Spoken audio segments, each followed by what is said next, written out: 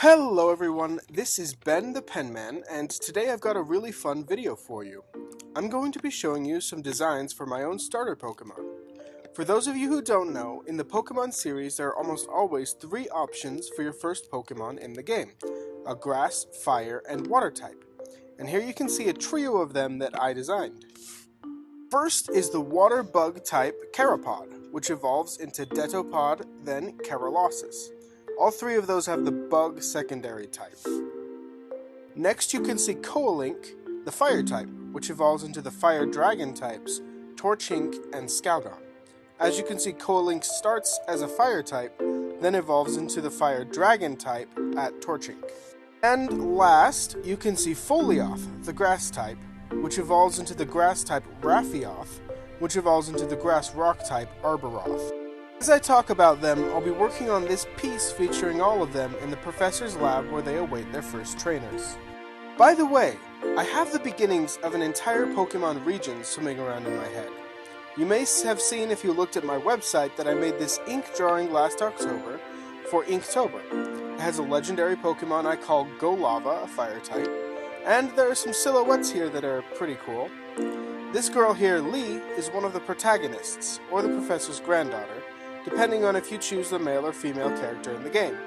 You'll see her in the background of the drawing. So anyway, as I start doing the ink line art, I'm going to talk about the three starters.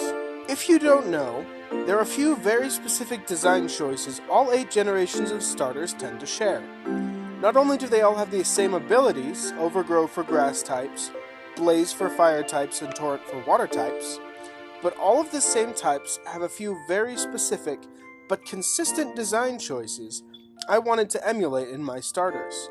None of this is officially stated by the Pokemon Company, as far as I know, but it's so consistent it's basically treated as a fact by the Pokemon community. First, I'll talk about Folioth, the grass type. The design trait that all grass types seem to share is that they're all based on extinct or ancient creatures. Now, when I first heard this it blew my mind, but just look at the first 4 grass starters: Venusaur, Meganium, Sceptile, and Torterra. They're all just basically dinosaurs. More recent ones like Decidueye and Rillaboom are less obvious, but I think they're still based off of either extinct or very endangered species. So I had to pick a species to base my starter designs off of, and I chose the giant sloth. It's an ancient breed of sloths I'm pretty sure are about bear-sized or bigger. I thought it would make a really fun Pokemon.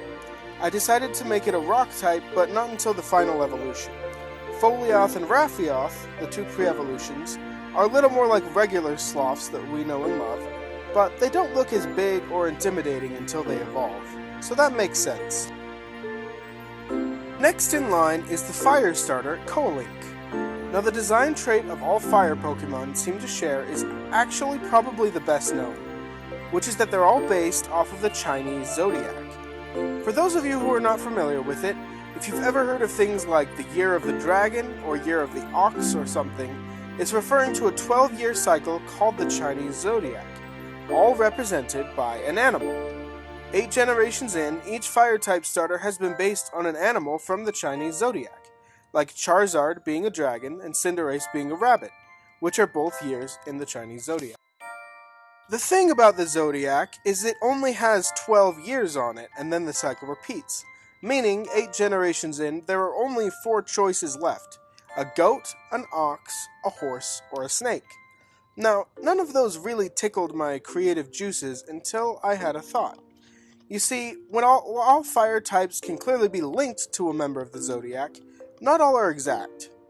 Chinese dragons are very different from Charizard, and I'm pretty sure Typhlosion is supposed to be a porcupine, where the spikes are replaced with fire, and yet it's considered to be connected to the year of the rat. Also, Delphox is supposedly the year of the dog, even though it's clearly a fox.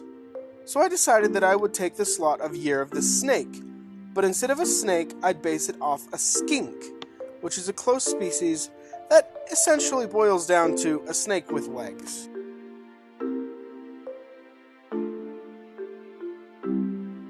It was really just an excuse to make it a lizard instead of a snake, which just honestly isn't as interesting to me. Giving it legs made the design more varied and interesting. And I have to admit, the final design's face isn't very skink or snake-like, but it gets closer when it evolves into its final form, Scalgon.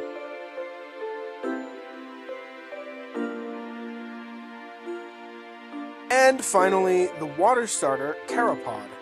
The united theme of water starters is something that also surprised me, but it was obvious once I looked for it, and that's that water starters are or have weapons. Now, I know that sounds ridiculous for a game for kids, but just think about it for a second. Blastoise has literal cannons coming out of its back. Empoleon is a trident, Samurott has a sword, and Inteleon literally has a sniper gun in its Gigantamax form. However, this is the theme they stick to the least. For Alligator's best shot is having claws or teeth, and the only weapon I think Primarina ever uses is her voice. I guess that could be a message about speech or something, but I'm probably looking too deep into this. Swampert also has no obvious weapons on him, so in the end, it might just be something they throw in when they think it isn't too violent for the kiddos, but in the end, I decided I'd stick with it because so many of them have it, and I chose a landmine! Yay! In all seriousness, I wanted Charapod and its evolutions to be slow and chill, which I think matches a landmine pretty well. I even thought of a signature move that kind of works like Protect, but instead it just protects them once, and then they blow up the thing that hit them. Kind of like Spiky Shield, but it does more damage and only protects once per turn.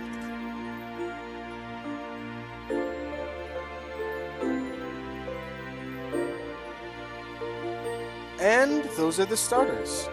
By the way, you might have noticed that I skipped a lot of the color section. I tried to record that part, but I accidentally missed the record button and lost all of the footage. So to make up for it, now that I'm finishing up, I have something really special to show you.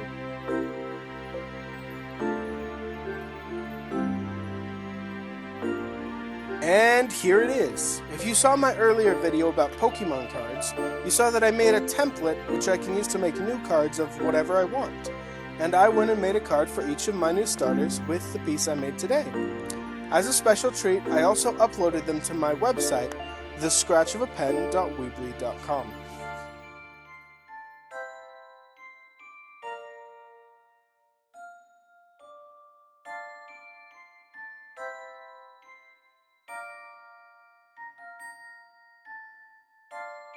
I've mentioned my website before, but I haven't shown it off yet on screen, so here it is. It's just a regular free Weebly site, nothing special, but it's got a lot of my art on it.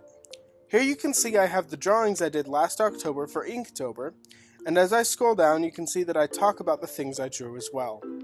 I also uploaded a novel I wrote last November for the NaNoWriMo Writing Challenge.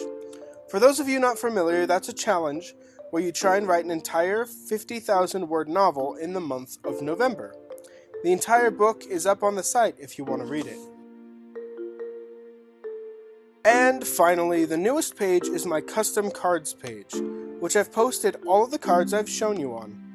It includes the custom back I used in my other video, the Totodile and Charmander cards I used for it, and the 3 new cards I just showed you today. I've also embedded the video where I show how to print out the cards so that you can have your own custom cards. You can even download them just by saving these images to your computer. Please do. I would be honored if you guys started downloading these, so feel free to use them. As I post more videos, or just to make these in my spare time, I'll start uploading these to the site so you guys can download the full custom card set.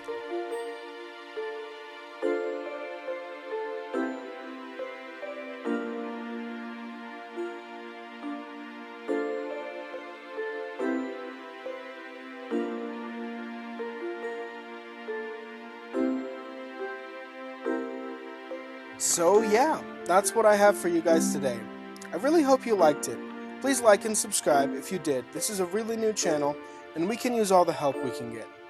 Thank you so much for watching. I hope you have a wonderful day, and I'll see you next time.